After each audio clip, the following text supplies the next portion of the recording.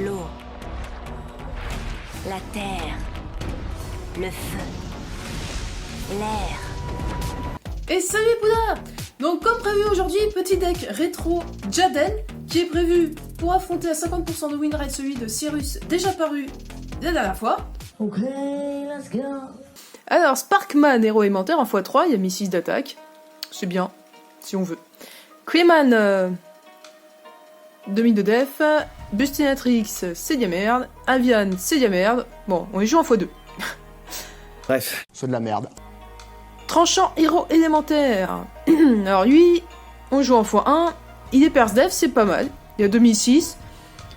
En général, on va l'invoquer normalement grâce à Necrombe, qu'on veut dans le cimetière. Necrombe, une fois tant qu'il est dans le cimetière, on peut invoquer normalement un monstre héros élémentaire de minimum niveau 5 sans sacrifice. Donc voilà, parce que Necrombe, lui, on va pas l'invoquer par sacrifice. Hein. Non, il sert vraiment juste en tant que polymérisation. On ne veut pas dans la main. Hein. On veut dans le cimetière. Cœur farouche. En vrai, il est pas mal en rétro parce qu'il n'est pas affecté par des effets de piège. C'est pour ça qu'on va jouer en x3. Breezman, héros élémentaire. J'ai fait beaucoup de tests, je l'ai retiré, je l'ai mis, je l'ai retiré, je l'ai mis. Bref. Il booste quand même beaucoup deck, mine de rien en fait. En x1, ça reste correct. Donc lui, s'il est invoqué, on peut ajouter une polymérisation depuis deck à la main. L'autre effet possible, mais on peut faire qu'un seul effet, hein. Durant la main phase, on peut envoyer un monstre héros élémentaire depuis le deck au cimetière, jusqu'à la fin de ce tour, l'attribut et l'attaque défense de cette carte deviennent les mêmes que ceux du monstre envoyé au cimetière. Alors vu qu'on joue pas de deck combo avec tous les autres héros élémentaires un peu plus forts, c'est pas trop cet effet qui nous intéresse, sincèrement, la tuto de la polymérisation. Noueux. J'ai rajouté parce qu'en fait il y a à peu près les mêmes stats que Clayman. Demi de def. Et une fois par tour, durant la stand-by phase, on peut ajouter une polymérisation depuis deck ou cimetière à la main. Donc on va le mettre en défense, si l'adversaire attaque et qu'il a survécu, en gros, à stand-by phase, on peut tuto une poly. Voilà. Et la troupe exilée. Petit ajout, on peut sacrifier cette carte, puis si un monstre sur le terrain, détruisez la cible. Bah c'est pas mal. On peut tuto avec renfort de l'armée, il est pas mal. Bubbleman, héros élémentaire, peut-être la carte la plus frustrante du deck. Son effet est vraiment absolument pourri. C'est de la merde. Si c'est la seule carte dans notre main, on peut l'invoquer spécialement. Waouh. Lorsque cette carte est invoquée, on peut piocher 2 cartes. Et pour ça, on ne doit contrôler aucune autre carte sur son terrain et n'avoir aucune carte dans sa main. Voilà, faut surtout pas oublier ça.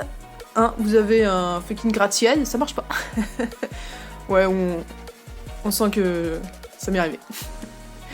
Wolf Veilleur. Désolé pour le super accent.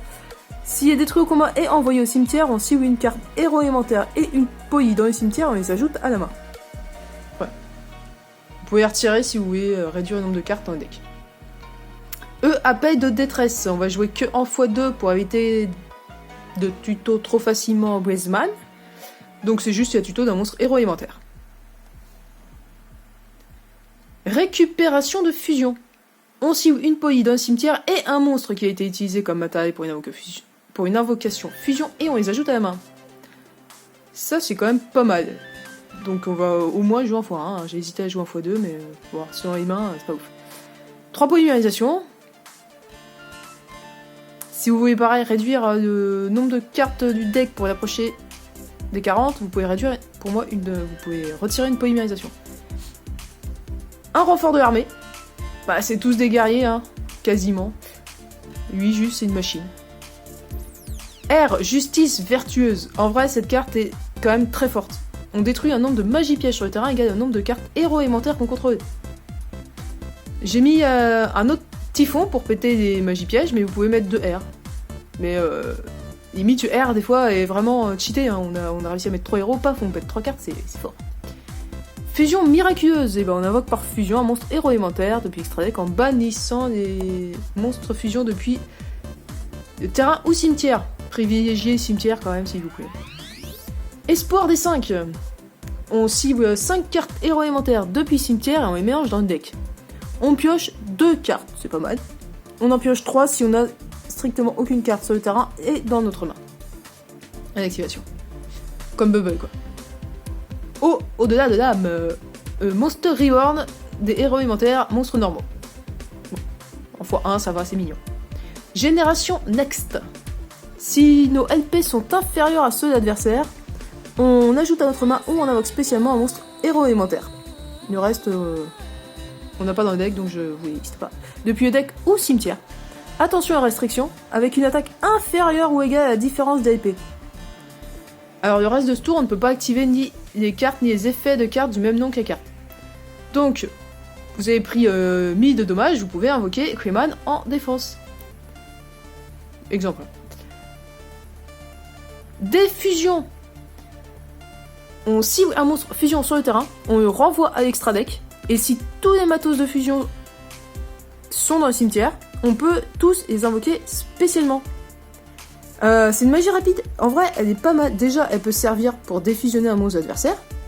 Ensuite pour nous, elle peut nous servir pour, je ne sais pas, par exemple survivre à un dispositif d'évacuation,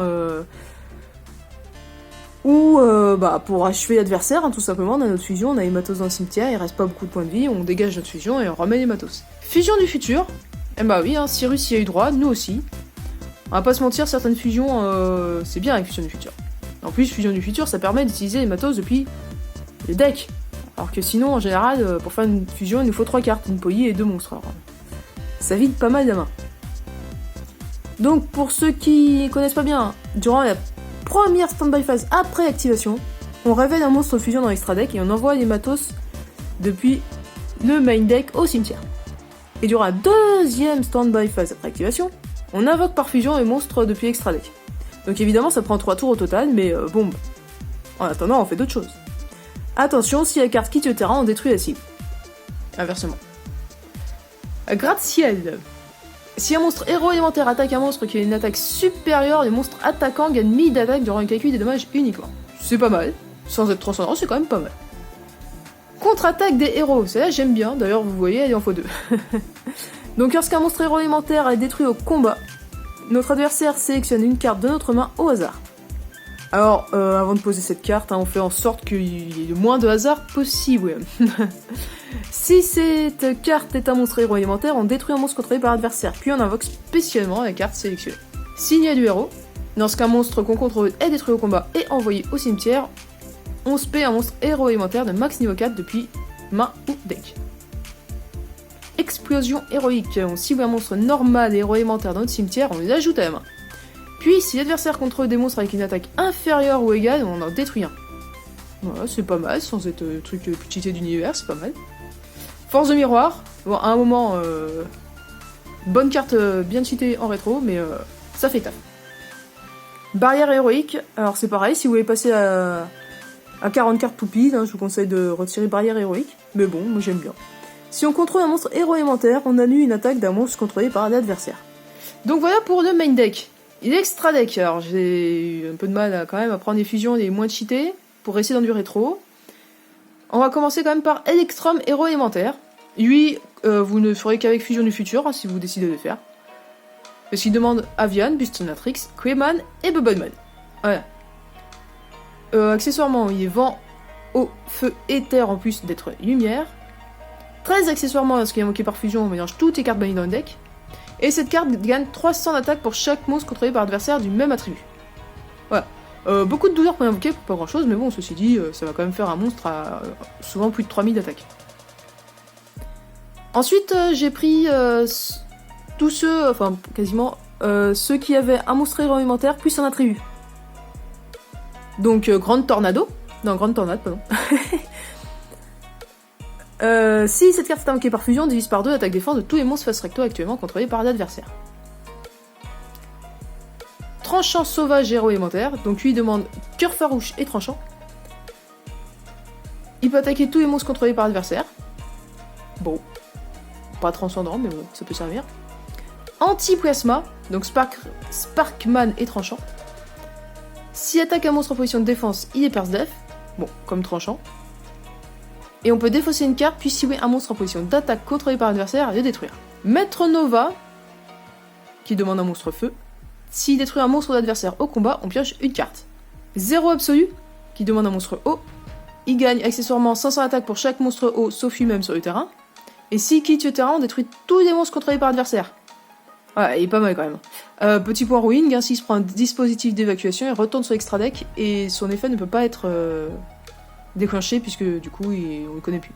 Petit point pour ceux qui ne savent pas. Homme oiseau sauvage, cœur farouche et Avian. On peut défausser une carte pour détruire une carte magie piège sur le terrain. Bon. Après il y a des stats de merde, mais bon. Géant du tonnerre, Sparkman et Crayman. Une fois par tour, on peut défausser une carte, puis siouer un monstre sur le terrain avec une attaque d'origine inférieure à l'attaque de cette carte et la détruire. Gaïa, qui demande évidemment un monstre terre. Lorsqu'il est invoqué par fusion, on va siouer un monstre face recto contrôlé par l'adversaire. Jusqu'à la end phase, son attaque est divisée par 2 et cette carte gagne ce montant d'attaque. C'est pas mal. Homme oiseau de feu, Avian et Bustenatrix. On cumule 2 cartes pourries, ça nous fait une carte un peu moins pourrie. Désolé pour ceux qui l'aiment bien. Lorsque cette carte détruit un monstre au combat et l'envoie au cimetière, on inflige des dommages à l'adversaire égaux à l'attaque du monstre détruit. Artilleur du rempart, Crayman et Bustenatrix. Elle peut attaquer directement tant qu'elle est en défense. Mais par contre, si elle le fait, on applique son attaque pour le calcul des dommages, et son attaque est divisée par 2 durant le calcul des dommages. En gros, elle tape directement à 1000. Très situationnel, mais pourquoi pas. Dark Bright, pardon, excusez-moi. Sparkman et Necrombe. S'il attaque, il est Perce Def. S'il attaque, il passe en défense à la fin des dommages step. Et s'il est détruit, on cible un monstre contrôlé par l'adversaire et on le détruit. Donc dans tous les cas, on sait que dès qu'on va attaquer, il va passer en défense avec 1000 de défense, il sera détruit, mais c'est pas grave. On l'utilise quand même à des moments où on a besoin de détruire un beau monstre. Pas pour de la merde, attention. Mud Badman, Bubble et Crayman. Voilà, il y a 3000 de def. C'est tout. Contre Sirius, on va pas se mentir, c'est nul, hein. Parce qu'avec ses dryroïdes, il est niqué direct. Alors, bon. Je vous présente juste après. Marin, Bubble et Avian.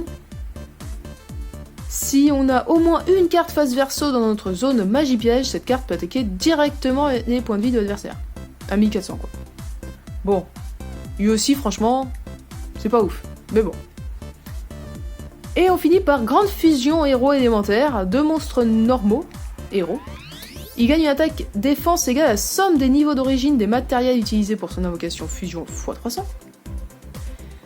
Et lorsqu'il détruit un monstre adversaire au combat, on peut sacrifier cette carte et invoquer spécialement un monstre fusion héros élémentaire depuis notre extra deck en ignorant ses conditions d'invocation. Mais il ne peut pas attaquer de monstres d'un niveau inférieur ou égal. Cette carte peut être ultra cheatée selon l'extra deck que vous jouez. Là, dans l'absolu, aucune carte n'est horrible. Donc, c'est pour ça que j'ai quand même mis. Après, ça reste fort, hein. Il battle, on fait une autre fusion directe, on rebattle, enfin bon, c'est quand même fort. Mais, bon, on a testé, et au final, ça reste quand même correct. Et voilà, donc j'espère que ça vous a plu. Le principe, c'est vraiment de rester dans du rétro chill, hein, s'amuser entre amis. Perdre entre amis aussi, là. Bref. Pour rappel, pour ceux qui nous suivent depuis peu, vous pouvez en commentaire mettre une carte, un nom de carte, voir un archétype, mais c'est plus drôle avec un nom de carte. Et moi, j'en fais un deck avec, ça s'appelle des Challenge Deck Building. Allez, à plus!